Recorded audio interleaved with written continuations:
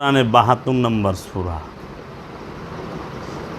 ৭২ নম্বর সূরার প্রথমেই আল্লাহ বলতেছেন যে রাসূল সাল্লাল্লাহু আলাইহি ওয়াসাল্লামকে আপনি বলুন, আমার প্রতি যে ওহী করা হইয়াছে জিনদের মধ্য হইতে একটি দল শ্রবণ করিয়াছে। জিনদের মধ্য হইতে একটি দল শ্রবণ করিয়াছে, শুনিয়াছে। সুতরাং তাহারা বলিয়াছে, নিশ্চয় আমরা অপূর্ব কোরআন শুনিয়াছি।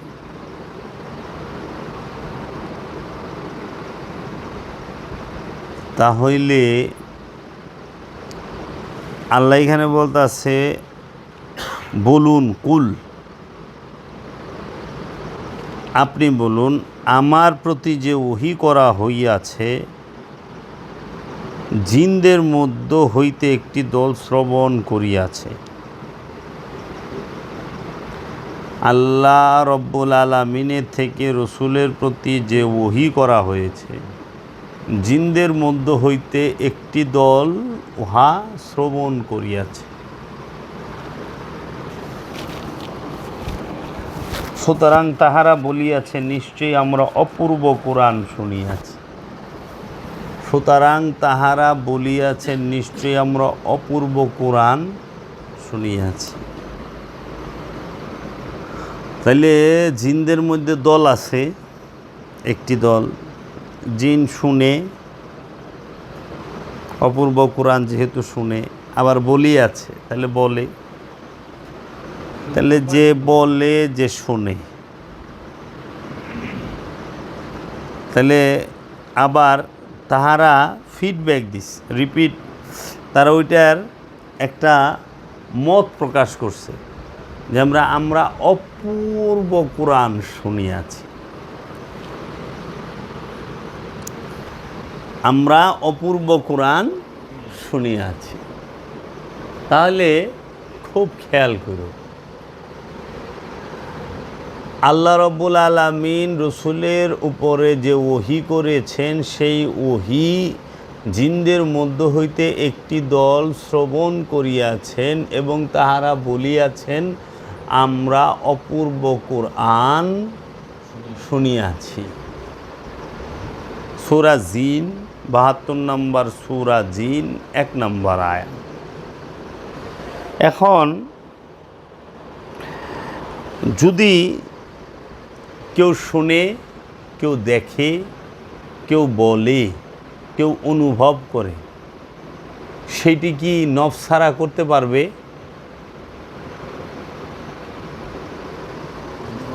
দেহ ছাড়া করতে পারবে?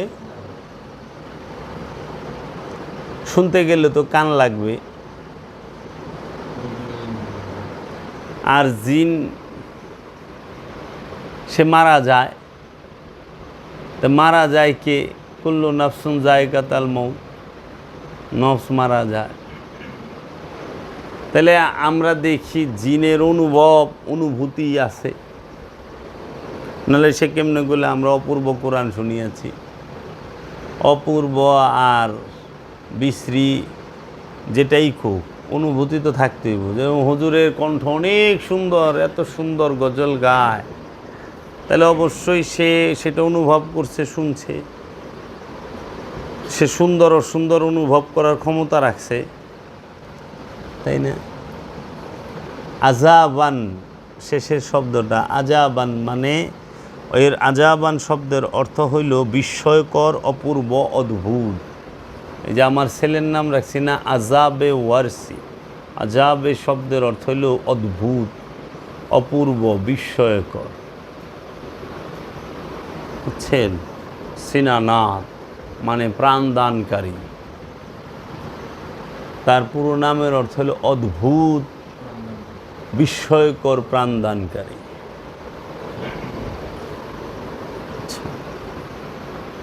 দেখুন, যারা জিনের ব্যবসা করতেছে, তাবিজ তুম্বা বিক্রি করতেছে, জিনকে আটকাইয়া ফেলায় বোতলের ভিতরে মৌলবীরা, জিনকে জবাই করে বালিশের মধ্যে, এরকম বালিশ ধইরা আল্লাহু আকবার, আল্লাহু আকবার, আল্লাহু আকবার, যাবি কিনা বল, এরকম করে জিন জবাই করে হারাইল। এবং যাহারা বলে জিন চালান করে দিলাম, জিন ধরে রাখি দিই, এই সমস্ত লোকগুলো বেশিরভাগই হইল অজ্ঞ এবং 420 বাটপা। ঠিক আছে, জিন জন্ম দেয়, জিন জন্ম নেয়, জিন খায়, জিন ঘুমায়, জিন মরে, জিন বিচারের আওতাধীন। আল্লাহ জিন আর ইনসানকে তৈরি করছেন আল্লাহর ইবাদতের জন্য। তাহলে পরে জিনের যে জবাই করলো বালিশের মধ্যে পুছায়া, এখন একটা নফস যদি কেউ কতল করে, ওন থেকে ব্লাড বের হয়, জবাই করলে তো ব্লাড নিশ্চিত। জবাই মানে কি? একটা স্থান পুরো কেটে দেওয়া, যেন তার শরীরের ব্লাডগুলো সব বের হয়ে যায়, ওইটাই জবাই করা। মরে গেল, জবাই করে মারা। বাইরে মারতে জান বাইরে যাবে চায়, বাইরে একজনের জান বাইর করবার গেলে নিজের জানও বাইরে এবার চায়, কিন্তু পুজ দিয়া জান বাইর করবার গেলে ওইরকম জান বাইরানের কিছু নাই, দুইটা পুজ দিয়ে দিব, শেষ, রক্তগুলো বাইরে যাব, এমনি মরে যাব। তা এখন এরা জিনরে জবাই করে, কোনো রক্ত বাইরায় না। হ্যাঁ, জিনের জানাজা হইল না, গুরুস্থান নাই, তাহলে জিন রহস্যময় রইল। জিনের রহস্যটা উদ্ঘাটন কয়জনে করল সমাজে? হ্যাঁ, আল্লাহ কইতেছে ওমা খালাকতুল জিন্নি ওয়াল ইনসা ইল্লা লিয়াবুদুনি, আমি কি জিন এবং ইনসানকে আমার ইবাদত করার জন্য তৈরি করি নাই? তাহলে পরে কথা হইল, মানুষ তো ইবাদত করার লেগে মসজিদ বানাইলো, মানুষ ইবাদতের পদ্ধতি শেখার লেগে মাদ্রাসা বানাইলো, জিনেরা মসজিদ বানাইলো না? একটা জিনেরা মাদ্রাসা করলো না? মানুষের তো দেখি ফজরের নামাজ পড়তে, জোহরের নামাজ পড়তে, আসরের পড়তে, মাগরিবের পড়তে, এশার পড়তে, তাহাজ্জুদ পড়ে, আবার জুমার দিনে জুমার নামাজও পড়ে। তো জিন জাতিদের এবাদতের পদ্ধতিটা কি, এবাদতের কি অবস্থা? তারা কি ফজর, জোহর, আসর, মাগরিব, এশা পড়ে নাকি অন্য কিছু করে? জিনের আবাদতের পদ্ধতির ধরনটা কি? যদি জিনের আবাদতের পদ্ধতির ধরন কোরআন নাই বলে থাকে, তাহলে কোরআন কেন এটা বলল যে আমি কি জিন এবং ইনসানকে আমার আবাদত করার জন্য তৈরি করি নাই? তাই না? তাহলে কেন জিন সম্পর্কে আল্লাহ কথাটা বললেন? বলা যায়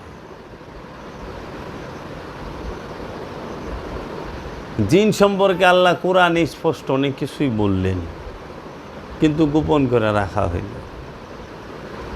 আল্লাহ বললেন আমি জিনকে তৈরি করছি ধোঁয়াবিহীন আগুন থেকে, যে আগুনের ধোঁয়া নাই, উত্তাপ আছে। জিন আগুনের তৈরি, আর মানুষ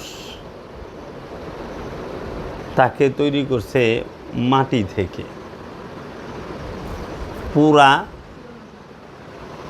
পোড়া মাটি, শুকনা ঠনঠনা মাটি থেকে, লাফানো পানি থেকে, ঘোলা পানি থেকে, গন্ধযুক্ত কাদা মাটি থেকে মানুষকে আল্লাহ তৈরি করছে। আর আল্লাহ জিনেরে তৈরি করছে, কইছে আমি ধোঁয়াবিহীন আগুন হইতে। আর আল্লাহ বলছে আমি আদমকে তৈরি করছি নিজ হাতে। খুব সূক্ষ্ম বিষয়, বড় মারাত্মক, বড় অপূর্ব, বড় সুন্দর। আদমরে আল্লাহ নিজ হাতে তৈরি করে, জিন আর ইনসানরে আল্লাহ নিজ হাতে তৈরি করে নাই। জিনেরে তৈরি করে আগুন থেকে, ইনসানরে তৈরি করে পুরা শুকনা ঠনঠনা মাটি থেকে। তাহলে জিন কি, ইনসান কি, আদম কি, নবী কি, রসুল কি, অলি কি, যদি কেউ জানতে চায় সে যেন মুরাকাবা মুশাহেদা করে। সে যেন দায়মি সলাৎ করে। দায়মি সলাৎ ছাড়া এই রহস্যময় বিষয়গুলো বোঝা জানা সম্ভব না। যদি সব কিছু এমনিই বোঝা যাইতো তাহলে জগতে রসুল নবী আসার প্রয়োজন ছিল না। হ্যাঁ, তাহলে ধোঁয়াবিহীন আগুন, তা কোন আগুন যেটার ধোঁয়া নাই? এটা কি কাঠকয়লা লাকড়ির আগুন? লাকড়ির আগুন, কাঠকয়লা, পাতালাতা আগুন, এটার তো ধোঁয়া আছে। গ্যাসের আগুন, এটারও ধোঁয়া আছে, কালি আছে। এখন গ্যাসের চুলার যে আগুন, গ্যাসের চুলার, এই আগুন থেকে তৈরি। তাহলে জিন সামনে আইলে পরে সবাই পুড়ে যাইতো যদি প্রাকৃতিক আগুন হয়। হ্যাঁ, আবার এই জিনে যখন একটা মানুষের ধরে, তো জিন তো ধোঁয়াবিহীন আগুন থেকে তৈরি, তাহলে ওই মানুষ তো আগুন হয়ে থাকবো সারাক্ষণ। তাহলে জিনগ্রস্ত ব্যক্তি, মনে করো আমার ভাই বোন, মা বাবা অথবা সন্তান কেউ যদি হয়, তাহলে ঘরে ফুরে আগুন ধরে না, ফাঁস করে যেহেনি যে আলমারি খুলছে, আলমারিতে আগুন ধরেছে, কে কাপড় পিনছে, কাপড় আগুন ধরে গেছে, ধোঁয়াবিহীন আগুনের তৈরি। এইটা কোন আগুন?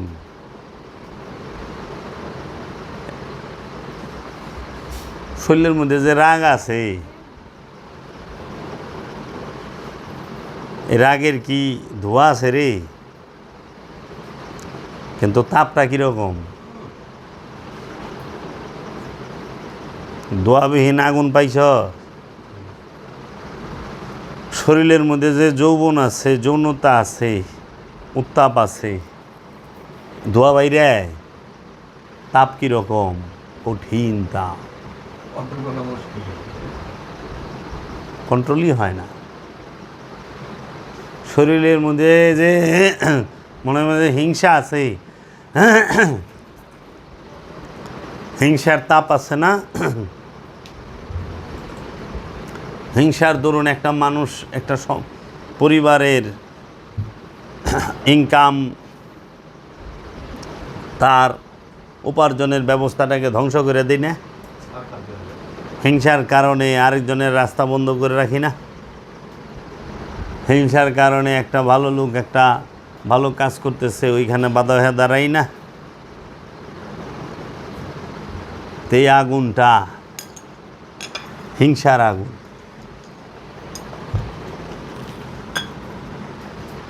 নাকি রে বাপ?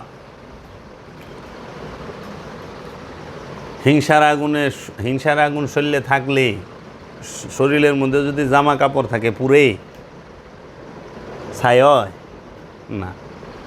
যৌবনের আগুন মন প্রাণের মধ্যে যখন থাকে, শরীরে কাপড় মিললে কাপড় পুরে, যে ঘরে থাকে ওই ঘরের কাঠবাস পুরে। একটা প্রাকৃতিক আগুন, গাছের আগুন, কয়লার আগুন যদি তুমি ধরায় দাও ঘরে, একটা ঘর পুড়তে বেশ সময় লাগে। কিন্তু একটা ঘরে হিংসার আগুন আর অহংকারের আগুন যদি ধরায় দাও, ওইটা পুইরা ধ্বংস হইতে খুব একটা সময় লাগে না। রাগের ভস্যে ক্রোধের আগুন, রাগের আগুন, এটা যখন জ্বলা উঠে, একটা জীবন নাশ করতে কয়েক সেকেন্ড সময় লাগে। কিন্তু চুলার আগুন, লাকড়ির আগুন একটা মানুষকে পুইরা মারতে তাও ঘন্টা 1.5-2 সময় লয়ে লয়। তাইলে এখন ধোঁয়াবিহীন আগুনের তৈরি, তো যার মধ্যে প্রচণ্ড রাগ আছে তার মধ্যে কি জিন আছে না নাই? যার মধ্যে প্রচণ্ড অহংকার আছে সে কি জিনগ্রস্ত না জিনগ্রস্ত না? যার মধ্যে প্রচণ্ড যৌনতা কাজ করে সে কি জিনগ্রস্ত না গ্রস্ত না? এর জন্য কোরআন বলছে, ওমা সাহেবুকুম বিমাজনুনিন, তোমাদের সাহেব সে পাগল নয়। আবার বলতেছে তোমাদের সাহেব সে জিনগ্রস্ত নয়। কেন? আমার দয়াল রসুল সাল্লাল্লাহু আলাইহি ওয়াসাল্লাম তিনি জিনগ্রস্ত নয়। এর জন্য আল্লাহর হাবিবের মধ্যে কোনো রাগ নাই, হিংসা নাই, অহংকার নাই এবং কোনো প্রকার যে যৌন উত্তাপ সেটা নাই, কামনা। এর জন্য সে জিন মুক্ত। তাই আল্লাহর হাবিব বলছেন প্রত্যেকটা আদম সন্তানের সাথে একটি জিন আছে, প্রত্যেকটা আদম সন্তানই জিনগ্রস্ত।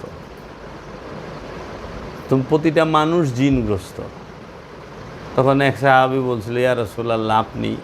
তখন বলছিল, হ্যাঁ আমি আমার জিনটাকে মুসলমান করে নিছি। মানুষ, ফেরেশতা এবং জিন এই দুইয়ের মিশ্রণেই তৈরি হয় মানুষ। ফেরেশতা এবং জিন এই দুইয়ের স্বভাবের মিশ্রণেই মানুষের তৈরি। মানুষের সাধনাই হলো জিনের স্বভাব থেকে দূরে সরা, জিনের স্বভাব থেকে মুক্তি নেওয়া। প্রতিটা মানুষ জিনগ্রস্ত। এর জন্য জিন কোনো অদৃশ্য বিষয় নয়, কারণ জিনের জন্য ইবাদতের হুকুম আছে, জিনের মরণ আছে, জিনের সন্তান আছে, জিনের পিতামাতা আছে। জিন সে খায়, জিন মিষ্টি খাইতে ভালোবাসে, জিন কয়লা খাইতে ভালোবাসে। আবার সুলাইমান নবী তিনি জিনদের দ্বারা মসজিদুল আকসা নির্মাণ করিয়েছেন। আবার ওই জিনদের থেকেই যারা শয়তান তাদের দিয়া সমুদ্র থেকে মণিমুক্তা আহরণ করাইছেন। এর জন্য আমরা দেখতে পাই কোরআন থেকে বোঝা যায় যে জিনেরা জেলের কাজ করে, জিনেরা রাজের কাজ করে। কারণ মসজিদুল আকসা নির্মাণ হয়েছে রাজে মিস্ত্রি কাজ করা লাগছে। এই বিষয়গুলো খুবই সূক্ষ্ম বিষয়। এই সূক্ষ্ম বিষয় মুরাকাবা মুশাহেদা ছাড়া ধরা যায় না, বোঝা যায় না, বুঝতে পারে না। তুমি যার কাছে জিন ছুটাইবার গেছ ওইটাই সবচেয়ে বড় জিন। আচ্ছা, যে জিন জব করতা ওইটাই সবচেয়ে বড় জিন। এই জিনের কথা কইয়া মানুষের কাছে ধান্দাবাজি কইরা পয়সা পাতি নিবার লইছে। আবার ইমাম সাহেব নামাজ পড়াইতেছে, বুঝছো? জিন সম্পর্কে অজ্ঞ। হ্যাঁ, এই সমাজে জিনের সংখ্যা বেশি। জিনেরা রসুল মানতে চায় না, জিনেরা অবাধ্য। ওই যে দেখো জিনদের থেকে একটি দল, জিনদের থেকে একটি দল। বাবা জাহাঙ্গীর আমি অধম এই গুনাহগারে এমন রহমত দান করছে আমার দয়াল মুর্শেদে, আমি যদি ইচ্ছা করি এই বিষয়টা ক্লিয়ার বলতে পারো, একদম ফকফকা। এতে কি হবে জানো? কিছু ল্যাংরা টুন্ডা বাটপার আছে, এরা আরও শক্তিশালী হয়ে যাব। এতদিন ল্যাংরা ছিল, এখন ওই যে ল্যাংরারা যে হাতের তলে দেয় না তুই ঠ্যাং আলগা কাঠের, ওই কথাটি মুখস্থ করে আলগা ঠ্যাংলে আবার আটা শুরু করব। এর জন্য এই জিনের বিষয়টা হলো রহস্যময়। এই জিন মানুষের বাহিরে নয়, অধিকাংশ জিন। এর জন্য জিনেরা রসুল মানতে চায় না ইনসানকে। এর জন্য প্রতিটা ধাপ আছে। তোমার ফেরেশতা থেকেই জিনে আইবা, জিনের থেকে ইনসানে আইবা, ইনসানের থেকে আমানু হইবা, আমানু থেকে মুসল্লি হইবা, মুসল্লি থেকে তুমি মুত্তাকি হইবা, মুহসিনিন হইবা, সাবেরিন হইবা, মুমিন হইবা। আর এই মুমিন থেকে রসুল নির্বাচন করব রব্বুল আলামিন। এগুলো ধাপ আছে, স্টেপ আছে। এই জন্য প্রথম স্টেপে তুমি রইছ ওই যে দেখো না আমার সিনান আছে শিশু ফেরেশতা স্বভাব নিয়া, আস্তে আস্তে জিনের স্বভাবে ঢুকব। মানতে চাবে না, স্বীকার করবে না, অস্বীকারটাই বেশি করবে, জিদ বেশি করবে। ওন থেকে আস্তে আস্তে আস্তে আস্তে ইনসানের কাতারে যাইবে।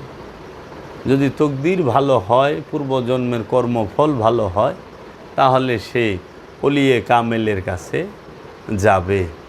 আর না হইলে সারা জীবন নিজের প্রবৃত্তি আপন খেয়াল খুশি মতো চলাফেরা করবে, ইবাদত করবে। জানিয়া রাইখো, যাহারা আপন খেয়াল খুশি মতো চলাফেরা করে তাহারাই শয়তান, তাহারাই শয়তানের ইবাদত করে, তাহারাই মূলত জিন, যারা নিজের ইচ্ছায় চলে। জিন রসুলের ইচ্ছায় চলে না, এর জন্য জিনেরা সহজে রসুল মানে না। আর এই যত অসুর দেখো, আবু জেহেল দেহ, ফেরাউন দেহ, সব জিন থেকে। শয়তান জিন থেকে, ফেরাউন জিন থেকে, নমরুদ জিন থেকে, আবু জেহেল জিন থেকে, আবুল আহাব জিন থেকে, এই সমস্ত কিছুই জিন থেকে। এর জন্য এই জিনেরা, যখনই তুমি ওলিয়ে কামেলের কথা কইছ যে আমি না ভাই একজন পীরে কামেলের কাছে বায়াত হয়েছি, যখন হেই বন্ড জানি বুঝবা এইটাই পাকা জিন, জিনে গো সর্দার। হ্যাঁ, আজাজিলের মাম তো খালতো ভাই। আচ্ছা, কারণ জিন পীর মানে না। আচ্ছা, যারাই গুরু মানে না, রসুল মানে না, ওইটাই জিন। কারণ ফেরেশতাকে আল্লাহ কইছে সুজুদুল্লে আদামা, ফেরেশতারা সেজদা দাও, সাথে সাথে ফেরেশতা সেজদা দেয়া দিছে আদমকে। শুধু সেজদা দেয় নাই কে, ওই ফেরেশতাগো যে সর্দার ছিল সে জাতে জিন, বুঝছো? তিনি ছিলেন আজাজিল। তিনি রব্বুল আলামিনের সাথে আদমকে নিয়ে তর্কে লিপ্ত হইলেন। আল্লাহর সাথে বললেন, আল্লাহ আমি তো আদম হইতে উত্তম, আমি কেন ওকে সেজদা দেব? কিভাবে উত্তম? আল্লাহ জিগাইল, সে উত্তর দিল। আল্লাহরে বুঝাইল যে আমি মাটি, আমি আগুন হইতে, ধোয়াবিহীন আগুন হইতে, আদম মাটি হইতে। এর জন্য যারা বলে আদম মাটির তৈরি, বুঝতে হইব ওইটা আজাজিলের রক্ত। কারণ আজাজিল আদমের মধ্যে মাটি দেখছে, নূর দেখে নাই, আল্লাহও দেখে নাই। কিন্তু আল্লাহ কইছে ওয়ানুফাক্তু মিন রুহি, আমি আমার রূহ ফুঁকে দিলাম আদমের মাঝে। যখন রূহ ফুঁকে দিছি, উসজুদুল্লে আদামা, ফেরেশতারা আদমকে সেজদা করো। কারণ আল্লাহ সেজদা করতে কইছে রূহকে, নূরকে। এর জন্য আদমের মধ্যে, আদমের দেহ সেটা নূর, আদমের দেহ সেটা মাটি, আগুন পানি মাটি বাতাস দিয়ে তৈরি। কিন্তু আদম যে, সে কিন্তু নূর, সে স্বয়ং রূহ, সে স্বয়ং রবের জাত, সে স্বয়ং রবের চেহারা। ওয়াজহুল্লাহ, আইনুল্লাহ, সামিউল্লাহ, বাসিরুল্লাহ, আজানুল্লাহ, ইয়াদুল্লাহ, এইরকমভাবে তিনি।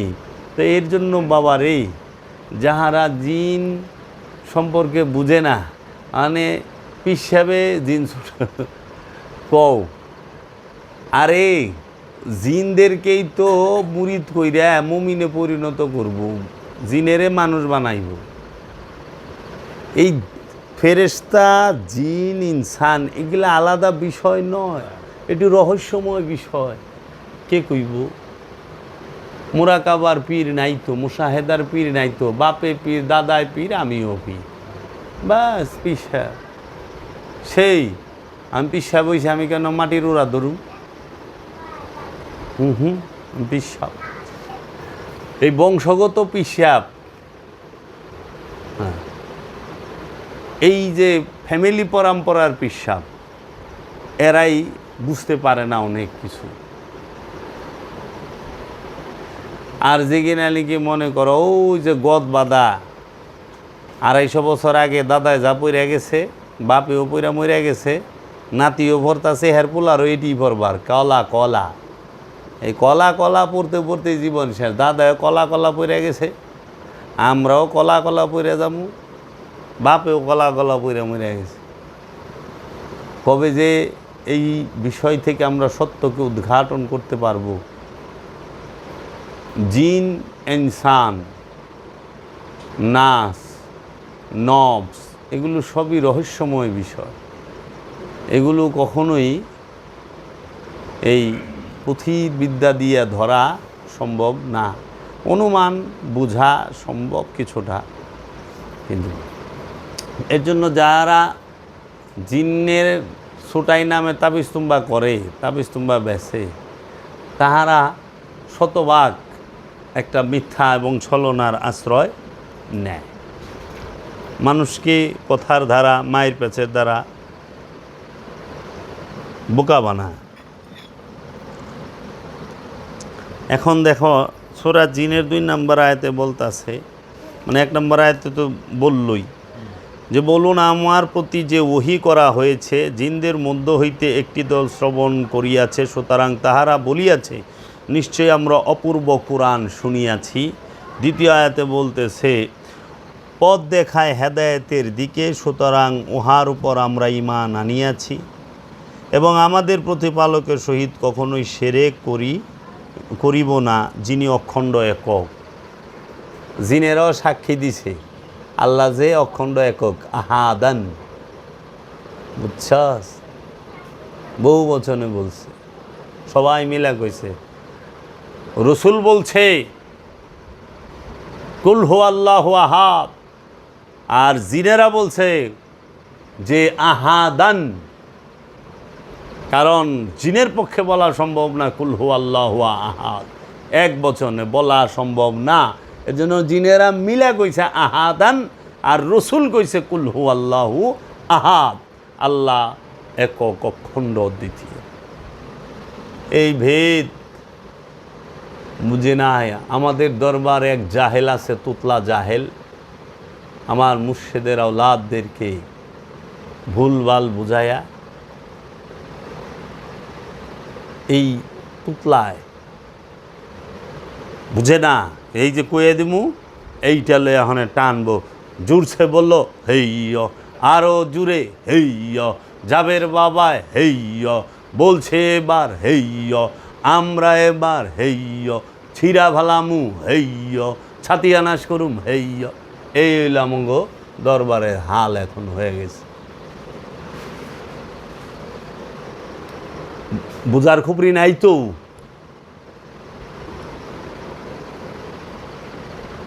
কি কইবেন?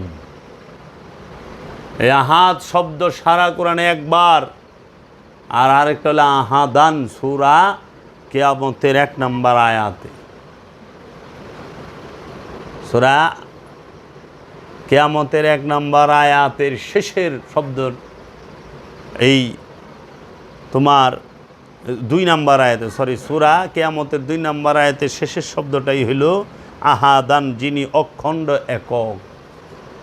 যিনি অখণ্ড একক এটা জিনেরা বলতেছে, আর সূরা ইখলাসে কুল হু আল্লাহু আহাদ, এটা আল্লাহর হাবিব বলতেছেন। আর এখানে ঈমান আনছে কে? জিনেরা। সূরা জিনের 2 নম্বর আয়াতে বলতেছে পথ দেখাইয়াছে হেদায়েতের দিকে, সুতরাং উহার উপর আমরা ঈমান আনিয়াছি। কিসের উপর ঈমান আনছে? আল্লাহর রসুলের উপরে যে ওহী নাজিল হইছে, সেই কোরআন তেলাওয়াত করছে, সেটা তাহারা বলছে এটা অদ্ভুত, অতি সুন্দর, আজব, সেইটার উপরে তাহারা ঈমান আনছে। কারা? জিনেরা। তাহলে জিনেরা ঈমান আনে এবং আমাদের প্রতিপালকের সহিত কখনোই শিরক করি না, যিনি অখণ্ড একক। তাহলে জিনদের যিনি প্রতিপালক, প্রভু, রব, সে কি? আহাদান। তোমার আমার রব কি? আহাদান। আর রসুলের রব কে? ওয়াহিদ। রসুলের রব যিনি, তিনি ওয়াহিদ।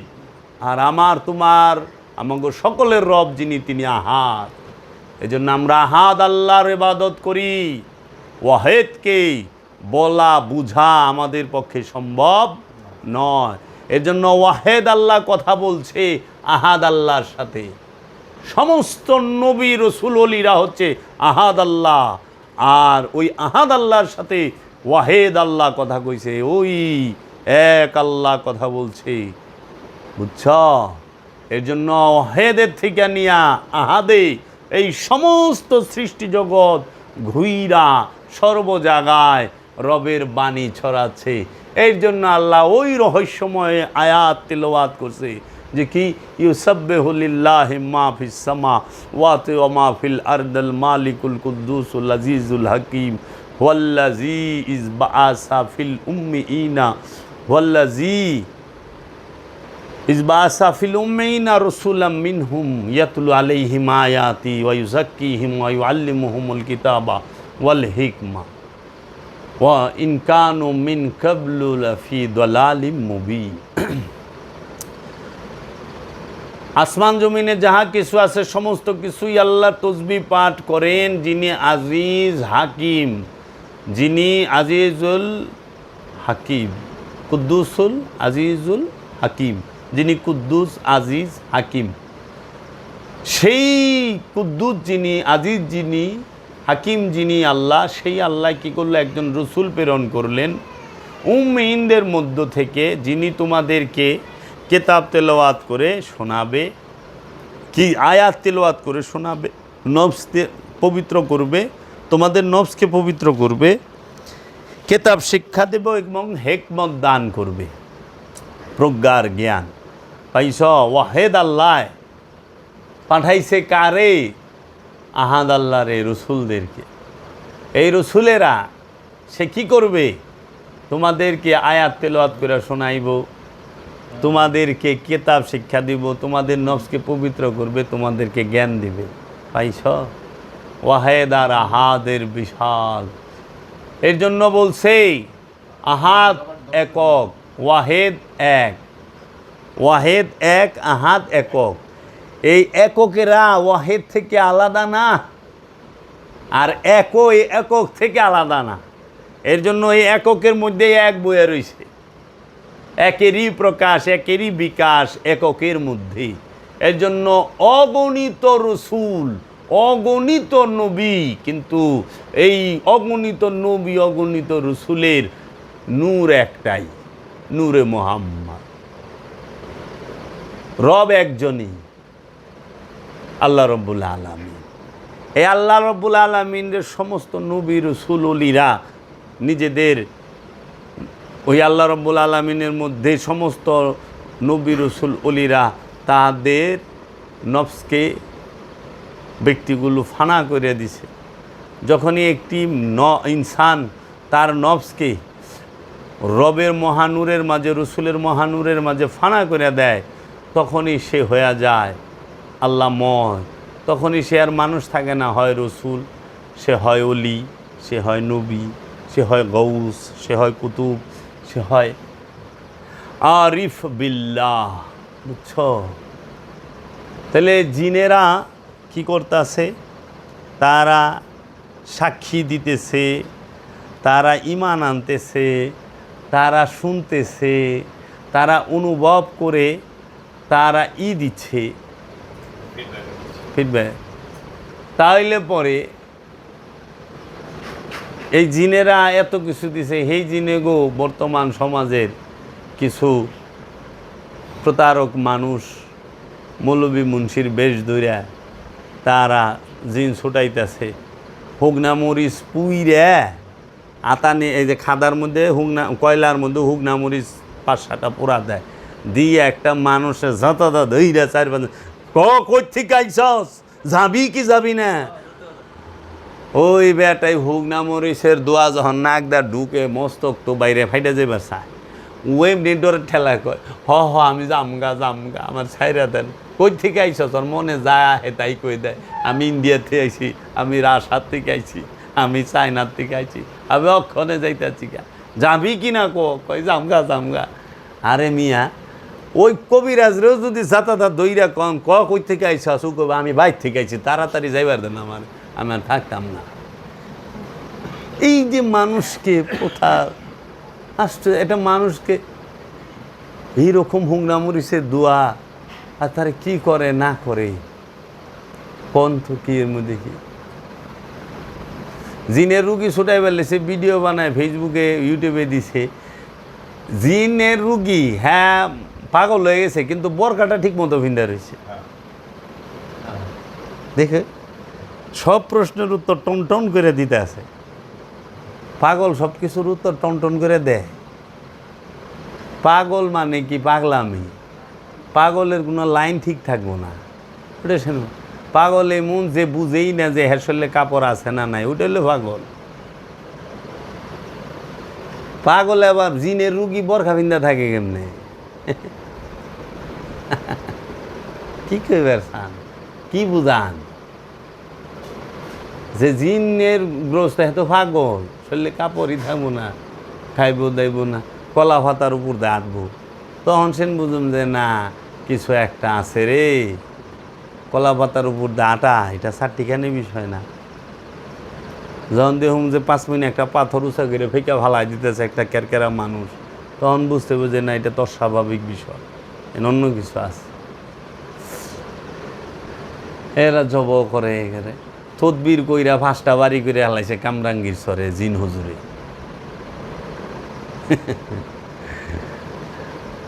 কি কইবা? ভুল করা ভালো, ভণ্ডামি করা ভালো না। ভুলের ক্ষমা আছে, ভণ্ডামি ক্ষমা না। এর জন্য আল্লাহকে পাইতে হইলে, আল্লাহকে আল্লাহর মধ্যে নিজের নফসটাকে ফানা করতে গেলে একজন রসুল লাগবে, একজন অলি লাগবে। ওই অলি রসুলেই শিখাই দিব কেমনে ফানা হইতে হয়, কেমনে বাঁকা হইতে হয়। হ্যাঁ, জিন ছুটাইবার লেগে টাকা বন্ধ করে দেন, একটাও জিনের চিকিৎসক পাইবেন না। দেন, তাই আমার দয়াল কইছিল যদি এরকম হইতো, মানে আমিও যে নামাজ পড়ায় যদি বেতন না থাকতো, কয়জনে নামাজ পড়াইতো এইটাও সন্দেহ আছে। আমার নামাজ পড়ার পরে যদি একটা ট্যাক্স দেওয়ান লাগতো, যে 1 বছর নামাজ পড়তো, 1 লাখ খানিক টাকা, 50,000 টাকা ট্যাক্স দিতে হবে এটার বাবদ, কয়জনে যে ফুরতো, খুব মুশকিল আছিল খুঁজা পাওয়া। এখন এই যে উনি এত ডাকেন নামাজ পড়ছেন না, এই হবে ওই হবে ওই হবে, কারণ এটা ওনার জব, চাকরি, ডাকা, মহব্বত না। হ্যাঁ, মহব্বত না, জব। সলাৎ কোনো দিন চাকরি না, সলাৎ হইল মহব্বত। মহব্বতের অপর নামই সলাৎ। সলাৎ করতে হয় রসুলের সাথে। সলাৎ করবে কার সাথে? রসুলের সাথে। রসুলের সাথে সংযোগ আল্লাহ রব্বুল আলামিনের সাথে যোগাযোগ হবে। সলাৎ শিখবে কার কাছ থেকে? রসুলের কাছ থেকে। সলাৎ করবে কার সাথে? রসুলের সাথে। এজন্য আল্লাহ বলছেন কোরআনে, ওমা আরসালনা ইল্লা বিলিসানি কওমিহি লিবাইয়িনা লাহুম, সূরা ইব্রাহিমের 4 নম্বর আয়াত। আমি এমন কোনো জাতি নাই, এমন কোনো ভাষা নাই যেই জাতির নিজের ভাষায় আমি আমার রসুল প্রেরণ না করেছি। এবং আল্লাহ রব্বুল আলামিন এরকমভাবে অসংখ্য আয়াতে আল্লাহ রব্বুল আলামিন বলে দিছেন যে তোমরা সব সময় সলাৎ এবং সবুরের মধ্যেই থাকবা। এরকম আল্লাহ বলছেন, এবং প্রত্যেক জাতির জন্য আছে একজন রসুল, যখন তাদের রসুল আসে তাদের মধ্যে বিষয়টি বিচার করা হয় ন্যায়পরায়ণতার সহিত, এবং তাহাদের প্রতি করা হয় না অবিচার। সূরা ইউনুস আয়াত নাম্বার 47। এবং আল্লাহ আরও বলতেছেন, এবং সত্যই আমরা প্রত্যেক জাতির মধ্যে একজন রসুল পাঠাই, যাতে তারা আল্লাহর ইবাদত এবং তাগুত বর্জন করে, যাতে তারা আল্লাহর ইবাদত করে এবং তাগুতকে বর্জন করে। এর জন্য কি করে? এবং সত্যি আমরা প্রত্যেক জাতির মধ্যে একজন রসুল পাঠাই, যাতে তারা আল্লাহর ইবাদত করে এবং তাগুতকে বর্জন করে। কতটি আয়াত লাগবে? এটা হইল সূরা নাহলের 36 নম্বর আয়াত। প্রত্যেক জাতিতে আল্লাহ রসুল পাঠাইছে, প্রত্যেক ভাষায়। তাই আমরা কি বাঙালি জাতি না? বাংলা আমাদের ভাষা না? তা আমাকে আল্লাহর নিদর্শন বুঝাইতে গেলে কিসে বুঝাইতে হবে? বাংলায়। আল্লাহর আয়াত বুঝাইতে গেলে বাংলায়, আল্লাহর হিকমত বুঝাইতে গেলে বাংলায়, আমার নফসকে পবিত্র করতে গেলে আমাকে বাংলায় বুঝাইতে হবে। তাহলে পরে বাংলা ভাষার রসুলকে আল্লাহ বলছে প্রত্যেক জাতিতে রসুল পাঠাইছি। এখন এই রসুলকে অস্বীকার কইরা আমাদের সমাজে প্রতিষ্ঠিত করে দিয়েছে আল উলামা ওয়ারাসাতুল আম্বিয়া হাদিস। উলামারা ওয়ারাসাতুল আম্বিয়া। আল্লাহ কইছে আমি প্রত্যেক জাতিতে রসুল পাঠাই। আল্লাহ এটা বলে না যে আমি প্রত্যেক জাতিতে রসুল পাঠিয়েছিলাম, পাঠাই প্রেজেন্ট। প্রত্যেক জাতিতে রসুল আছে, সর্বসময়ে রসুল আছে। এই রসুলের দরজা বন্ধ করলো কে? ইসলামকে সমূলে উৎপাটন করার ষড়যন্ত্র, যে তার সবচেয়ে বড় টার্গেটই হইল রেসালাতকে অস্বীকার করা, রেসালাতের দরজাকে বন্ধ করা। আল্লাহ কইছে নবীর দরজা বন্ধ, খাতামান নবী, নবী আর আসবে না, নবীর দরজা বন্ধ। কিন্তু খাতামান রসুল সারা কোরআনে কোথাও নাই। কারণ রসুলের দরজা যদি বন্ধ হয় তাহলে হেদায়েতের দরজা চালু থাকে কিভাবে?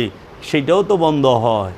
রেসালাতের মাধ্যমেই আল্লাহ রব্বুল আলামিন সে এই হেদায়েতের দরজাটাকে বহমান এবং চলমান রেখেছে।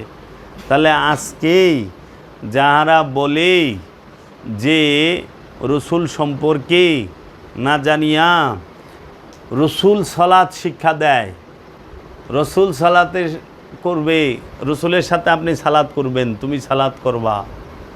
রসুল ইমাম, রসুলের মুরিদ হইল মুসল্লি। রসুল ইমাম, রসুলের মুরিদ হইল আমানু। তা আমানু সালাত করবে রসুলের সাথে, মুসল্লি সালাত করবে ইমামের সাথেই। ইমাম হচ্ছে রসুল। এই ইমাম কখনো কমিটি থাকে না। আল্লাহর গড় মসজিদ, আল্লাহর গড়ের মধ্যে অনেক কমিটি হয়ে গেছে গা। আল্লাহর গড়ের সভাপতি, মানুষের গড়ের গলে সভাপতি নাই, কিন্তু আল্লাহর গড়ের সভাপতি আছে। আল্লাহর গড়ের সেক্রেটারি বানাইছে। মানুষ কোন জায়গায় যায় হারাইছে চিন্তা করতে পারেন? মসজিদ আল্লাহর গড়, মানে মসজিদের সভাপতি আছে, সেক্রেটারি আছে। আল্লাহর গড়ের সভাপতি, আল্লাহর গড়ের সেক্রেটারি, আল্লাহর গড়ের ক্যাশিয়ার সব আছে। আল্লাহর গড়ে মালফানিও আছে। কিন্তু কাবা শরীফের সভাপতিও নাই, কাবা ঘরের সেক্রেটারিও নাই, কাবা ঘরের ক্যাশিয়ারও নাই। মানে এরা কী করবো ভবিষ্যতে বলা মুশকিল, বানায়ও দেওয়া পারে। হ্যাঁ, অনেক দরবারেরও দেখি যে সেক্রেটারি হয়, সভাপতি হয়, অমুক দরবারের সভাপতি। শুনছ? আল্লাহর ওলির দরবার, হে দরবারের সভাপতি। হ্যাঁ, কি কইবেন? কই কথা কইবেন আপনি? যাইবেন কই? তাইলে ইমাম নিযুক্ত করে কে? আল্লাহ। ইমাম নিযুক্ত করে রসুলে।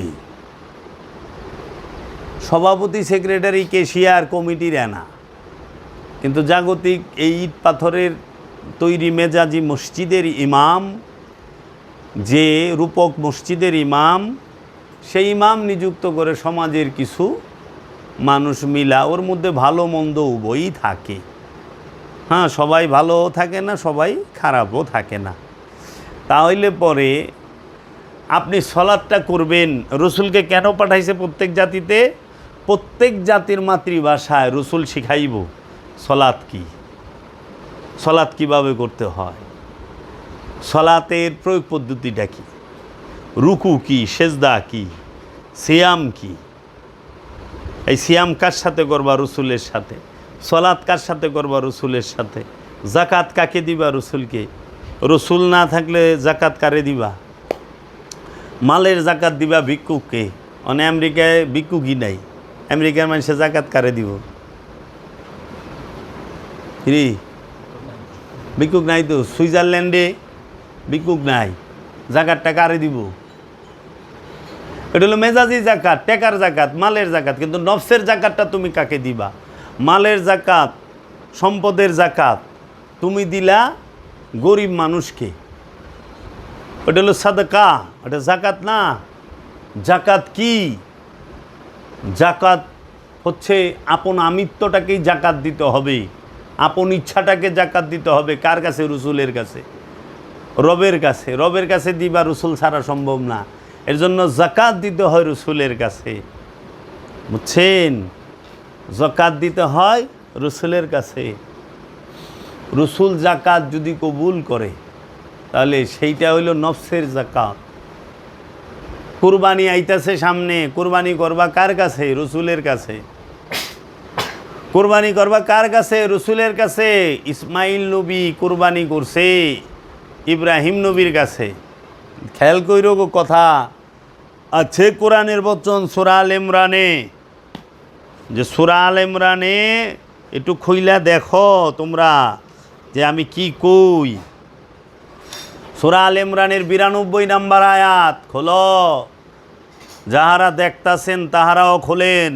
সূরা আলে ইমরানের 92 নম্বর আয়াতে বলতেছে, তোমরা যাহা ভালোবাসো যে পর্যন্ত তাহা হইতে ব্যয় না করিবে পণ্য অর্জন করিতে পারিবে না।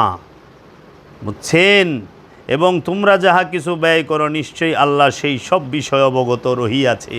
আছে কোরআনের বচন, দাও প্রাণ প্রিয় ধন, গরু কি তোর এতই আপন যে রক্তে হইলি লাল। মানুষের এখন সবচেয়ে আপন কি? গরু। গরু হইল সবচেয়ে প্রিয় জিনিস। হ্যাঁ, আবার কেউর তো ছাগল খুব প্রিয়। হ্যাঁ, সন্তান রসুলের ইব্রাহিম খলিলুল্লাহর প্রিয় কে ছিল? তার ছেলে ইসমাইল। আর আমাগো তোমাগো প্রিয় কি? ছাগল। যেমন কুরবানি, আমাগো তোমাগো প্রিয় কি? গরু। আর ইব্রাহিম নবীর প্রিয় কি ছিল? ইসমাইল। ইসমাইল কি ছিল? নবী এবং রসুল। তাইলে পরে ইসমাইল নবী কুরবানি করার লেগা তার ছেলেকে, তার ঘরে যে আগমন করছে নবী হয়ে, নবীকে তার ঘরে আগমন হইছে রসুল, রসুলকে নিয়ে মিনায় চলে গেল যে কুরবানি করবে ছেলেকে। আল্লাহ রাব্বুল আলামিন দেখতেছেন যে নবী নবীরে কুরবানি করার জন্য প্রস্তুত, নবী নবীর কাছে কুরবানি হওয়ার জন্য প্রস্তুত, রসুল রসুলকে কুরবানি করার জন্য প্রস্তুত, রসুল রসুলের কাছে কুরবানি হওয়ার জন্য প্রস্তুত। যখন এই মহব্বতের যে সর্বশ্রেষ্ঠ আদান প্রদান চলতেছে, কোনো অভিযোগ নাই, কোনো প্রশ্ন নাই, সেজদা ভি করে শিকওয়া ভি করে, বান্দা কা ইয়ে দস্তুর नहीं है। সেজদাও করুম আবার প্রশ্নও করুম, এটা বান্দার দস্তুর না। ইসমাইল নবী কেন, কি, কোন কারণে, কি হবে এগুলো জিজ্ঞেস করে নাই। আপনার হুকুম তামিল করেন পিতাজি। তখন পিতা সন্তানকে নিয়ে মিনায় গেল কুরবানি করতে। কুরবানি করা শুরু হয়েছে, সঙ্গে সঙ্গে রব্বুল আলামিন পশু পাঠায় দিছে। কেউ বলে দুম্বা, কেউ বলে ভেড়া, এইরকম পশু আসলো।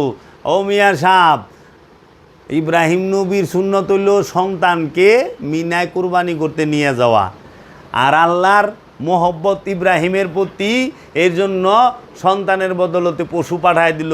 ফেরেশতা দিয়া যাও, এই পশু দেয়া দাও, সন্তান যেন না দেয়। আপনি ইব্রাহিম নবীর সুন্নত না পালন করবেন, ইব্রাহিম নবী সন্তান মাঠে লয়ে গেছে কোরবানি করার লেগে, আপনি লয়ে যান? তুমি লয়ে যাও, তুমি গরু লয়ে যাও আগেই, যেইটা কোরবানি করবার নিচে ওইটা সেন লয়ে যাইবা, আল্লাহ পাঠাইব পশু। আর ইব্রাহিম নবী সন্তান কোরবানি করতে নিয়ে গেছে, আল্লাহ পশু পাঠাইছে। ইব্রাহিম নবী পশু লয়ে যায় নাই, ইব্রাহিম নবী লয়ে গেছে নবী, ইব্রাহিম নবী লয়ে গেছে রসুল, ইব্রাহিম নবী লয়ে গেছে তার সন্তান ছেলেকে। তো তুমি নবী রসুল তার পাইবা না, তুমি তোমার ছেলেরে লয়ে যাও। দেখবা আল্লাহর তরফে তো দুম্বা আহে নাই, পুলিশ আয়া পড়ছে। ইব্রাহিম নবীর লেগা আল্লাহ দুম্বা পাঠাই দিছে যে ছেলেরে করেন না, নবীরে করেন না, রসুলরে করেন না, দুম্বারে করে আলান। আর তোমার লেগে পুলিশ পাঠাইবা আল্লাহ, দেখবা যে পুলিশ খারা, তখন তুমি অবাক হইবা। আল্লাহ রাব্বুল আলামিন মনে করছিলাম দুম্বা আইব, আমি পুলিশ আইছি। কারণ দুম্বা তার লেগে আইব যার লোক আল্লাহ কথা কয়, যে আল্লাহর মনোনীত, যে আল্লাহর নির্বাচিত। এর জন্য কুরবানি দিতে পারে নবী রসুল, আর জব করতে পারে সাধারণ মানুষ। আমরা জব করি, কুরবানি করি না। আর নবী রসুল কুরবানি করে। ওই দেখ ইব্রাহিম খলিলুল্লাহ, সে মিনায় কুরবানির জন্য তার ছেলে তার ঘরে আসা নবী, তার ঘরে আসা রসুল, তার ঘরে আসা আল্লাহর বান্দাকে নিয়ে গেছে। আর কারবালায় দেখো মাওলা হুসাইন কুরবানি করার জন্য, কুরবানি হওয়ার জন্য নিজেও গেছে, সাথে মাসুমদেরকেও নিয়ে গেছে, ইমামদেরকে নিয়ে গেছে। ইব্রাহিম নবীর কুরবানি সময় তার সন্তানের গলা কাটে নাই, কাটছে পশুর গলা, এর জন্য আমরা আনন্দ করি।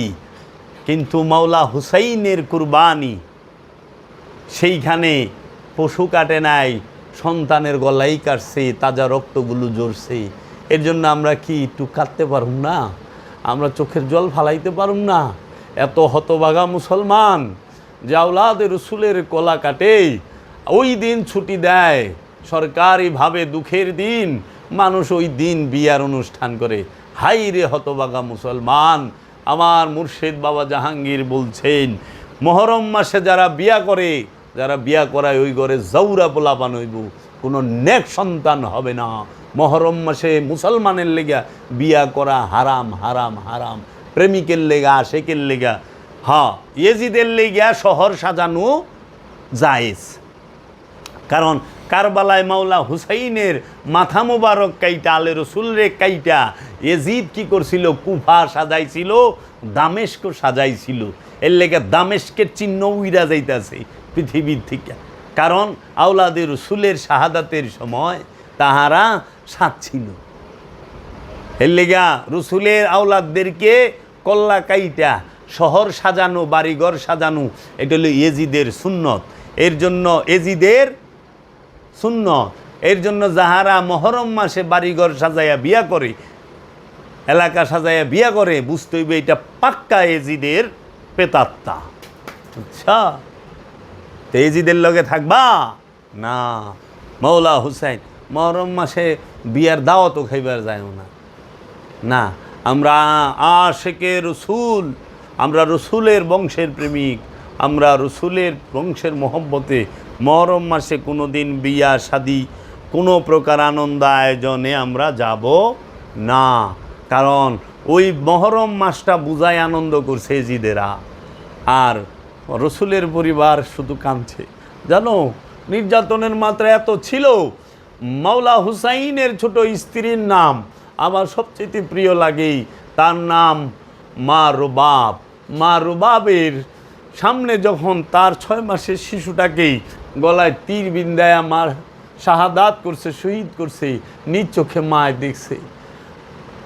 পানির জন্য মায়, সন্তান চলে গেল, মা যত কাল বেঁচে ছিলেন পানি মুখে দেয় নাই, আর কোনো সময় ছায়ার মধ্যে বসে নাই, সব সময় রোদে বয়ে থাকতো। কারবালার পরে অল্প কিছুদিন পরে মা রুবাব চলে যায়। বুঝছো, মাওলা হুসাইনের স্ত্রী মা রুবাব। তো কি বলো তোমরা, কই থেকে ধর্ম শিখো? আরে মিয়া, নামাজ পড়ো, আগে এইটা তো জানো সেজদা কই করবা, আগে এইটা তো বুঝো যে ইমাম কে হবে তোমার, কার পিছে দাঁড়াইবা নামাজ পড়তে।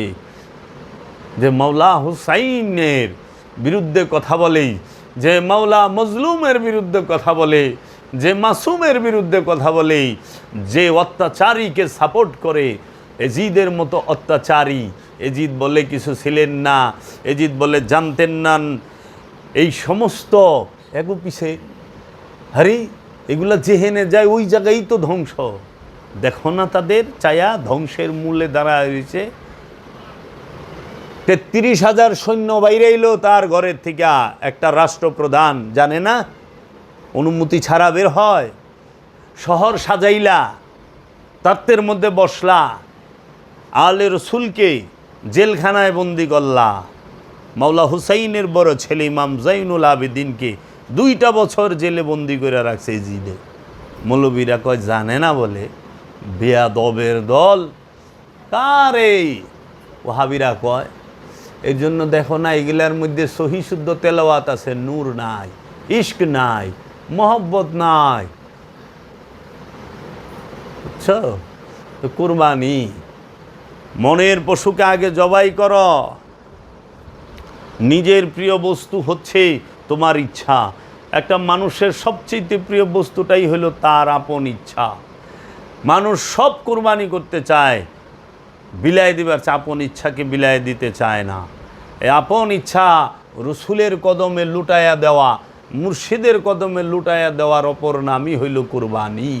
এইটাই হাকিকি কুরবানি। এরপরে তুমি যদি পশুও জব করো, তখন ওই পশুও তোমার হাতে জবাই হইয়া ধন্য হবে। কারণ অন্তত একটা মানুষের হাতে তো একটা পশুর জীবন গেছে। মানে পশু যখন চায় দেহে আমার থেকে বড় পশু আমারে জব করতেছে, আমার থেকে বড় পশু ও তো গরু। এই মানুষের মধ্যে সব পশুর খাসিলত বইয়া রইছে। মনের পশুকে কর জবাই, পশুরা বাঁচে, বাঁচে সবাই। সুফি কাজী নজরুল ইসলাম। তাহলে কিরে, মনের পশুকে কে জব করে? মনের পশু টাইনা আইনা জব করা সহজ, মনের পশুকে টাইনা আইনা বাইন্দা জব করা বড় কঠিন। মনের পশু জব করেন, যে মনের পশুকে জব করতে পারে সেই তো আল্লাহর ওলি হইতে পারে, সেই তো আল্লাহর বন্ধু হইতে পারে।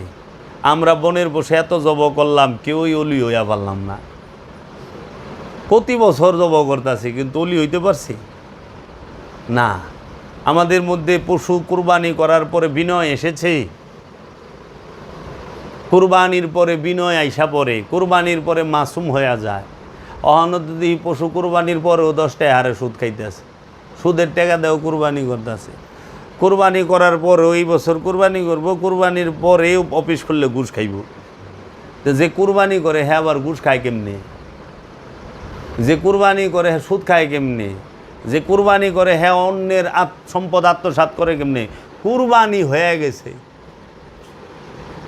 সমস্ত কিছু শেষ করে দিছে। অনে দিহি চাচা মিয়ায় কুরবানিও করছে, বইনের হকমে রেখায় আলাইছে। কোন তো কুরবানি করছে, ডেইলি প্রতি বছর কুরবানি করে, কিন্তু 22টা করে রাস্তা বন্ধ করে রাখছে 20 বছর ধরে। জিনিসপত্র টানতে টানতে জায়গা এ হাঁপড়া বিষ হয়ে গেছে, শরীর বিষ হয়ে গেছে। দয়াল কি 3 গুণ কষ্ট দিবে কি না জানা নাই।